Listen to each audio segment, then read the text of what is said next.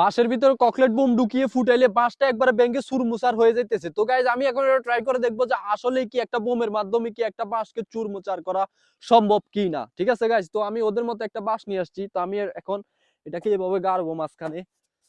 তো গাইজ দেখো আমার বাঁশটা লাগানো কমপ্লিট। ঠিক আছে, তো আমি এর আগে গ্লাস পরে নিব, সেফটি ফার্স্ট।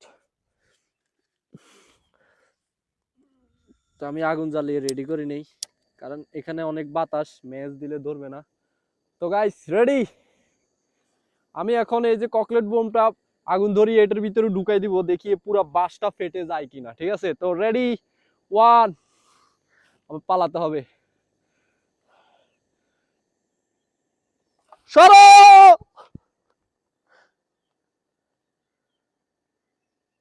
কই গাইস, ফুটতেছে না তো।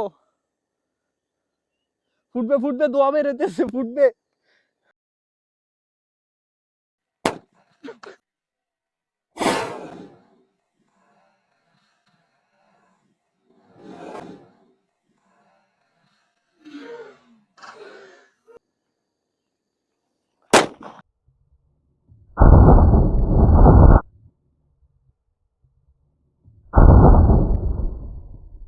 ও মাই গড, গাইস দেওয়ার সাথে সাথে কিন্তু ফেটে গেছে।